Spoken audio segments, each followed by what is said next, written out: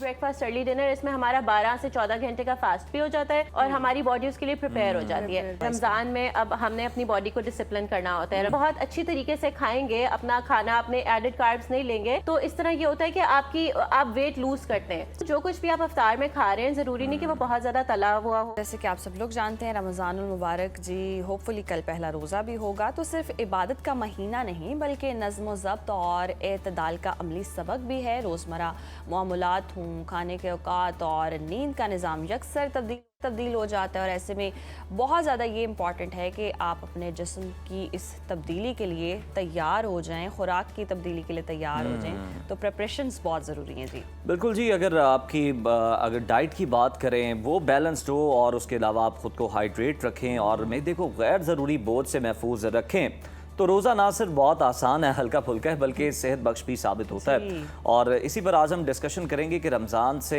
पहले मतलब एक रोज़ पहले ही हम ग़िज़ा और तर्ज़ ज़िंदगी में कौन सी बेहतरीन तब्दीलियाँ जो हैं वो कर सकते हैं ताकि हम बड़े सेहतमंद और जनाब तवानाई से भरपूर रमज़ान को गुजार सकें। तो इस पर बात करने के लिए हमारे साथ स्टूडियोज़ पे मौजूद हैं मारूफ न्यूट्रिशनिस्ट अमारा। वेलकम टू सुनो Pakistan. Thank you so much अमारा। वालेकुम अस्सलाम। अमारा, रमज़ान से पहले निज़ाम हाज़मा को बेहतर करने के लिए और उसको तैयार करने के लिए क्या क्या करना चाहिए, कितना ज़रूरी है या फिर ज़रूरत नहीं है, क्या कहेंगे?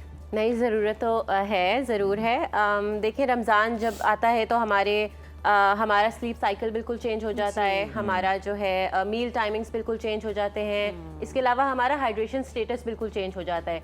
तो हम अपने आप को प्रिपेयर करने के लिए, इसके लिए और अपनी बॉडी को, अपने स्टमक को, अपने मेटाबॉलिज्म को सब कुछ रेगुलेट रखने के लिए हम छोटे मोटे चेंजेस अगर अपने लाइफस्टाइल में पहले ही शुरू कर दें, जैसे कि हम अगर नाश्ता जो है वो 8 बजे करते हैं तो हम उसको थोड़ा अर्ली ले जाएं, 6 बजे पे ले जाएं, 7 बजे पे ले जाएं। इसी तरह अगर हम डिनर थोड़ा लेट 8 बजे तक करते हैं तो वो हम थोड़ा अर्ली ले जाएं, क्योंकि हमने 2 मील्स लेने होते हैं, सहर और इफ्तार रमज़ान में भी। तो उसके लिए ज़रूरी है कि ताकि हमारी फास्टिंग विंडो जो है वो थोड़ी सी मेंटेन हो जाए। लंच को आप स्किप कर दें और अर्ली डिनर की तरफ आ जाएं। अर्ली ब्रेकफास्ट अर्ली डिनर, इसमें हमारा 12 से 14 घंटे का फास्ट भी हो जाता है और हमारी बॉडी उसके लिए प्रिपेयर हो जाती है। सेकेंडली हमारा वाटर स्टेटस, हमारा हाइड्रेशन स्टेटस हमें बेहतर बनाना चाहिए। पहले से हमें ये शुरू करना चाहिए कि हम पानी की आदत डालें, अपने आप को पानी पीना शुरू करें। जो लोग बहुत कम पीते हैं या उनको याद नहीं रहता, या अगर हम सादा पानी पी रहे हैं तो हम कोशिश करें हम उसमें इलेक्ट्रोलाइट्स डाल लें किसी तरह से। इलेक्ट्रोलाइट्स अगर आप ORS वगैरह नहीं पी सकते तो हम कोशिश करें कि हम उसमें कोई लेमन या कुछ इस तरह का उसको थोड़ा सा डिटॉक्स वाटर, थोड़ा फ्लेवर्ड वाटर करके पी लें, ताकि हमारे जो कोई अगर न्यूट्रिशन डेफिशिएंसी है हमारी बॉडी में तो वो रमजान से पहले पूरी हो जाए। अच्छा, हमारा ये हम हाइड्रेशन की बात कर रहे हैं और पानी जी ज़्यादा पीना चाहिए।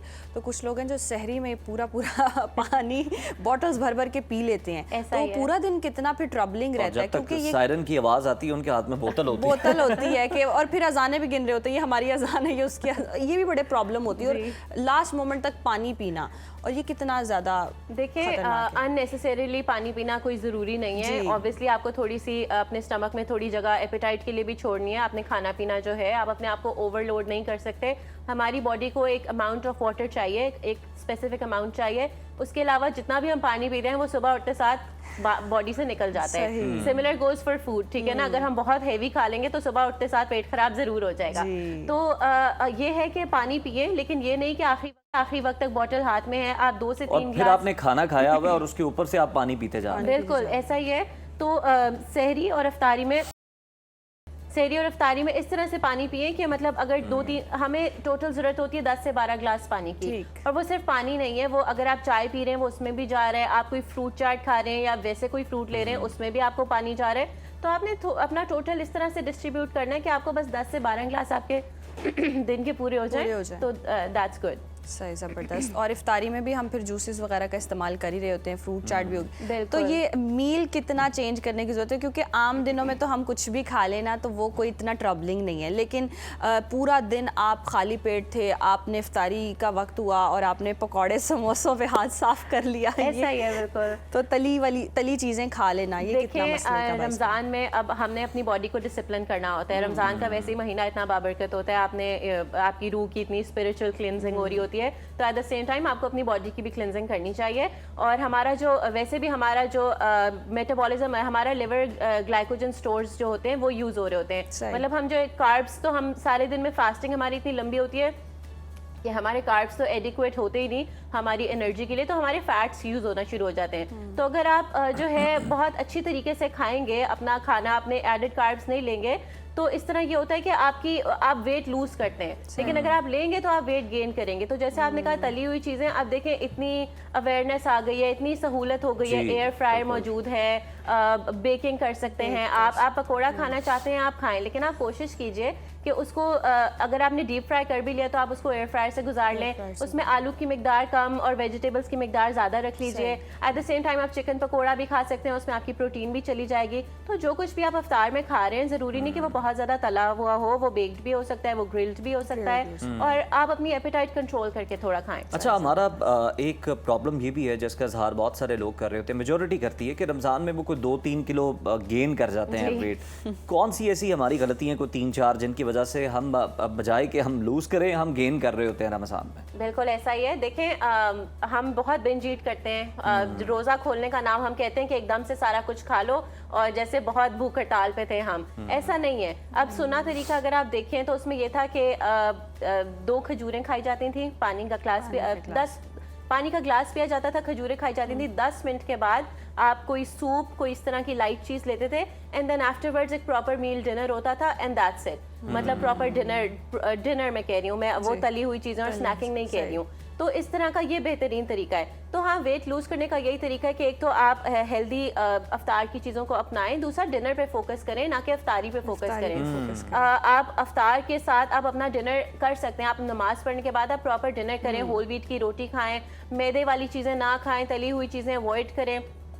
इस तरह से आप अपना वजन ये सब कैसे करें? के बिना तो इफ्तारी नहीं कर सकती। कचौरी मैंने लाजमी खानी है। इफ्तारी करने के बाद ना डिनर का तो खास एहतमाम होता है, डिनर के लिए अलग डिशेस तैयार होती हैं, इफ्तारी के लिए अलग होती हैं। वो ये समझ लें कि जैसे इफ्तारी हुई है ना, उसके बाद 2 बजे तक 3 बजे तक आपका खाना पीना चलता रहता है। हम लोग रमजान को भी ना एज अ मतलब सहरी तक तो जाग रहे होते हैं, सहरी तक जाग रहे होते हैं, स्नैकिंग भी कर रहे होते हैं, मिडनाइट क्रेविंग्स है उनको भी पूरा कर रहे हैं।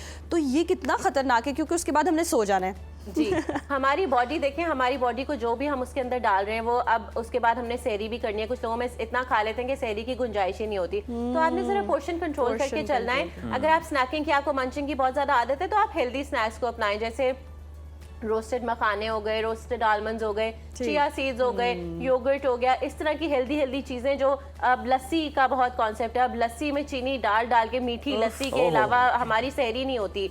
तो आप अब इतनी अवेयरनेस आगे, मैं कहती हूँ स्वीटनर्स का इस्तेमाल करें। अगर आपको फीकी लस्सी नहीं पसंद है, नमकीन लस्सी बहुत अच्छी होती है, मगर अगर आपको वो नहीं पसंद है तो आप उसमें स्वीटनर डालें, ना कि आप स्टीविया डालें, स्टीविया डालें, और इतने सारे स्वीटनर्स हैं। अगर आप प्रोसेस्ड स्टीविया जो हमें साशास में मिलती है वो नहीं डालना चाहते तो आप प्लांट घर में कर लें और उस तरह से आप ले सकते हैं। लेकिन अब ये नहीं कि आप जो है चीनी डाल के उस पर अफ्तारी के साथ भी आपके शरबत और स्क्वॉशेस वो सारा कुछ चल रहा है, ऐसा नहीं करें। लेमन वाटर ले लें, उसमें तुख मलंगा डालें। तुख मलंगा आपको पता है फुल ऑफ फाइबर होता है, तो उसका वैसे भी एक उसकी नेचर होती है, वो फूल जाता है, और जब वो फूल जाता है तो अपने अंदर बहुत पानी ले लेता है। अगर आप उसको सहरी में लेते हैं या आप उसको अफ्तार में लेते हैं, तो आप सहरी या अफ्तारी में अगर आप उसको लेते हैं तो एक तो आपकी फीलिंग ऑफ फुलनेस बहुत ज़्यादा देते हैं, दूसरा वो ना एक हाइड्रेशन पैकेज है पूरा। अगर आप उसको ले लेते हैं तो बहुत देर तक आपकी बॉडी को पानी प्रोवाइड करता है। इसके अलावा आपने जो बात की है इसके अलावा हम देखते हैं चिया सीड्स के अलावा कुछ लोग जो लस्सी नहीं पीते वो दही के अंदर इसबगोल यूज करते हैं कि एक तो उससे फाइबर भी मिल जाता है, वो फुलनेस का एहसास भी रहता है, आपको फीलिंग ऑफ फुलनेस भी रहती है।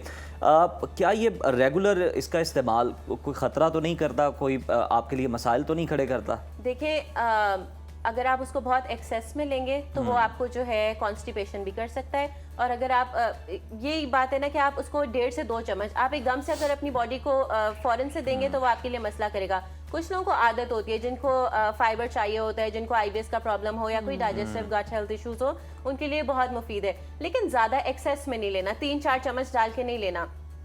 1.5 से 2 चम्मच आर इनफ, बल्कि बहुत हेल्दी है हमारी बॉडी के लिए।